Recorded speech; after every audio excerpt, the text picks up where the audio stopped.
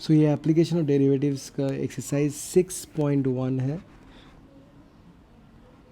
ये क्वेश्चंस अलग है but based on the exercise 6.1. तो these are some questions we gonna discuss. So पहला क्वेश्चन है, an edge of a variable cube is increasing at a rate of 3 centimeter per second. How fast is the volume of the cube increasing when the edge is 10 centimeter long? तो पहले अच्छे से question पढ़ लेना है. उसके बाद हमें ये देखना है कि इस क्वेश्चन में दो सेंटेंस है. तो पहला सेंटेंस को अगर मैं पढ़ने जाऊंगा, an edge of a variable cube. तो edge of a variable cube है. तो वेरिएबल क्यूब का मतलब कि जो मेरे पास क्यूब है, क्यूब का 6 फेस होता है. It's just every single phase is just a square. तो उस क्यूब का जो एज है वो इंक्रीज़ करता है, मतलब चेंज करता है. तो चेंज करने से अगर क्यूब का एज चेंज किया तो ऑब्वियस सी बात है वो क्यूब भी चेंज करेगा. So an edge of a variable cube is increasing. तो जो एज है मतलब जो साइड लेंथ है, एज का मतलब साइड लेंथ, वो इंक्रीज़ कर रहा है. और इंक्रीज़ कर रहा है किस पे? Eight a rate of 3 centimetre per second. तो पहले मुझे पहला लाइन समझना है कि जो क्यूब का जो एज है वो 3 सेंटीमीटर पर सेकेंड में इंक्रीज़ कर रहा है. तो उसका मतलब जो एज का लेंथ है वो फिक्स नहीं है, वो तो वेरिएबल है. एज जो है वो तो एज का जो लेंथ है वो तो वेरिएबल है, वो फिक्स नहीं है.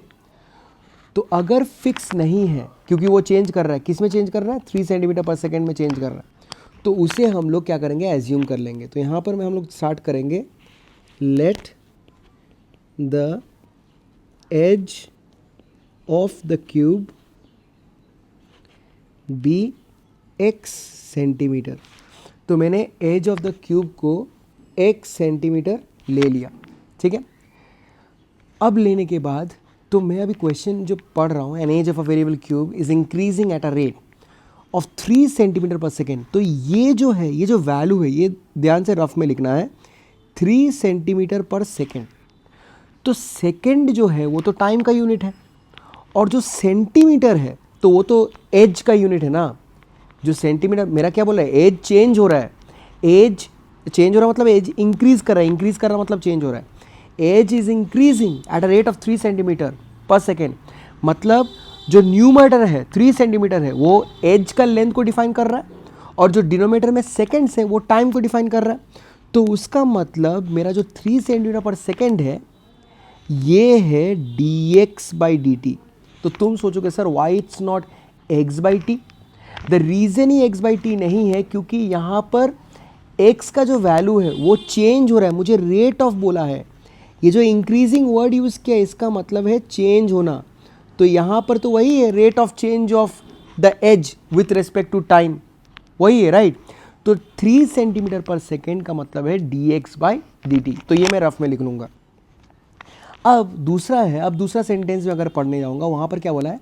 How fast is the volume of the cube increasing when the edge is 10 centimetre long.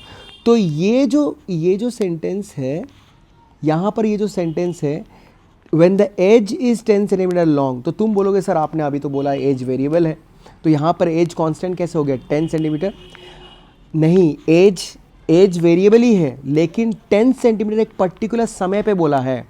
तो 10, जब एज का वैल्यू 10 सेंटीमीटर होगा फिक्स टाइम पे 10 सेंटीमीटर हो गया, तो उस समय पे वॉल्यूम कितना इंक्रीज कर रहा है ये निकालने बोला है. तो फिर 10 सेंटीमीटर का बाद फिर 11 होगा, 12 होगा, ऐसे होगा. एज चेंज हो रहा है, एज इंक्रीज कर रहा है, लेकिन एक फिक्स समय पे वो 10 आया. जब वो 10 पे रुका तो तब rate of change of volume क्या होगा वो निकालने बोला है. तो how fast is the volume increasing. तो how fast is the volume increasing मतलब फिर से तुम्हें इंक्रीजिंग का मतलब वो change. How fast is the volume increasing मतलब तुम्हें निकालना है dv rate of change of volume, लेकिन यहां पर विथ रेस्पेक्ट टू तो कुछ बोला नहीं है. How fast is the volume increasing, तो हमें निकालना है dv बाई dt. तो dv बाई dt निकालना है, dx बाई dt दिया हुआ है. ठीक है. तो फर्स्ट थिंग, अगर मुझे dv बाई dt निकालना है तो ऑब्वियसली मुझे वॉल्यूम ऑफ द क्यूब जानना होगा. तो यहां पर मैं लिखूंगा now volume v of the cube. अब क्यूब का वॉल्यूम क्या होता है? तो फर्स्ट ऑफ ऑल क्यूब जो है वो दिखने में कैसे, हमें पहले ये जानना होगा। तो क्यूब, नाउ तो इनका जो सारा एज मतलब जो लेंथ है, साइड लेंथ है, एक्स एक्स एक्स एक्स, सब कुछ एक्स ही है because it's a cube. Now इसका मुझे अगर वॉल्यूम, किसी भी कर्व का अगर वॉल्यूम निकालना हो, ज्योमेट्रिकल शेप का वॉल्यूम निकालना हो, तो हमें पहले क्या करना पड़ेगा, उसका बेस का एरिया निकालना होगा। So we need to find the area of the base. तो यहाँ पर कुछ ऑब्वियसली दिख रहा है कि यहाँ पर जो बेस है वो एक स्क्वायर है, तो एरिया ऑफ द बेस जो है वो बन जाएगा एक्स स्क्वायर, क्योंकि यहाँ पर जो स्क्वायर है उसका साइड का लेंथ कितना है, एक्स है। तो इसीलिए एरिया ऑफ द बेस मतलब area of that square is X square. लेकिन मुझे निकालना था वॉल्यूम, तो volume is nothing but area of the base, base का area into the perpendicular height. ठीक है, तो यहाँ पर हाइट तो एक्स है, तो उसका मतलब हो जाएगा x square into x, so that is equal to x cube centimetre cube. तो ये मेरा वॉल्यूम ऑफ द क्यूब है। लेकिन क्वेश्चन में तुम्हें वॉल्यूम ऑफ द क्यूब निकालने नहीं बोला है, तुम्हें बोला है how fast is the volume increasing, मतलब मेरा वॉल्यूम कितना चेंज हो रहा है। तो यहाँ पर मुझे डी वी डी टी चाहिए, तो अगर डी वी डी टी चाहिए तो मैं क्या करूँगा, मैं इसको नीचे लिखूँगा v equal to x cube. तो डी वी डी टी के लिए हम लोग करेंगे क्या, differentiating both sides with respect to, अब यहाँ पर x नहीं करेंगे, नीचे में क्या है t, तो विथ रेस्पेक्ट टू t करेंगे। तो v का डिफ्रेंशिएशन हो जाएगा डी वी डी टी, और x का जो है D x by D T x cube होगा।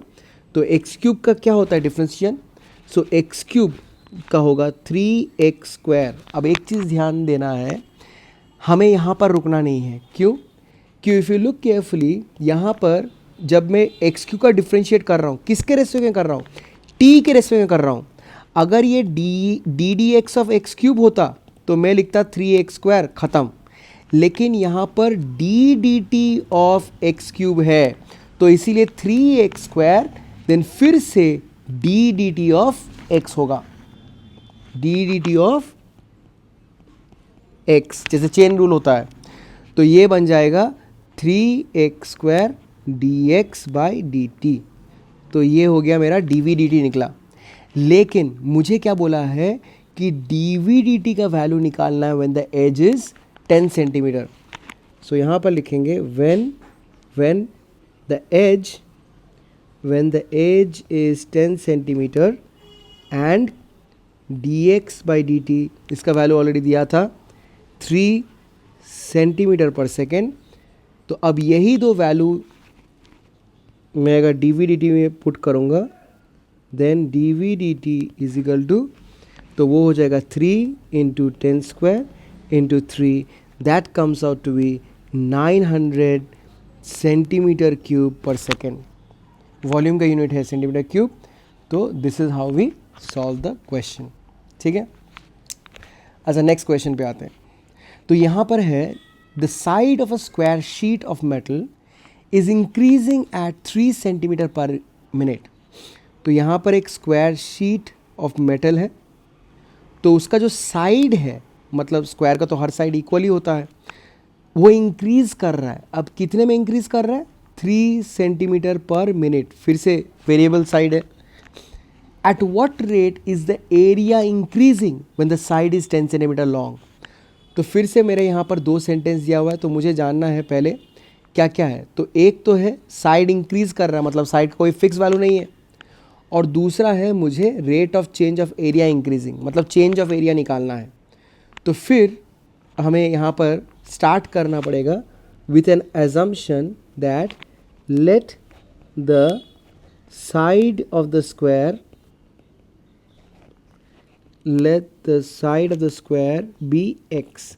तो मैंने x का साइड को स्क्वायर का साइड को x ले लिया।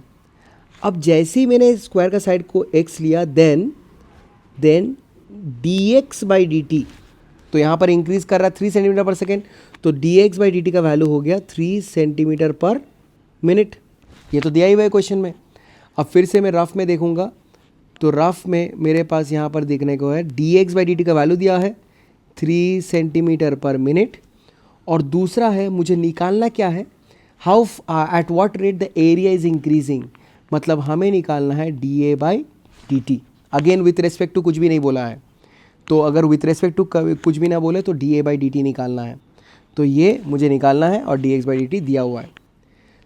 तो अगर dA/dt चाहिए तो मुझे तो एरिया निकालना पड़ेगा। तो now area of the square sheet,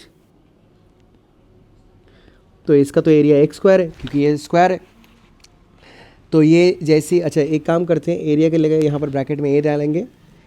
now a is equal to x square, हमें चाहिए क्या, dA/dt, तो यहाँ पर a is equal to x square है, तो differentiating with respect to t, तो ये बन जाएगा dA/dt is equal to ddt of x square, so you get 2x dx/dt। तो जैसे ही मुझे dA/dt मिला तो यहाँ पर क्या बोला, x का वैल्यू कितना दिया हुआ है 10 सेंटीमीटर लॉन्ग, तो यहाँ पर मैं लिखूँगा when x equal to 10 centimetre and dx/dt is equal to 3 centimetre per minute, ये दोनों वैल्यू अगर मैं पुट कर देंगे, therefore dA/dt is equal to 2 × 10 × 3, that is 60 centimetre square per minute. ठीक है, चलो।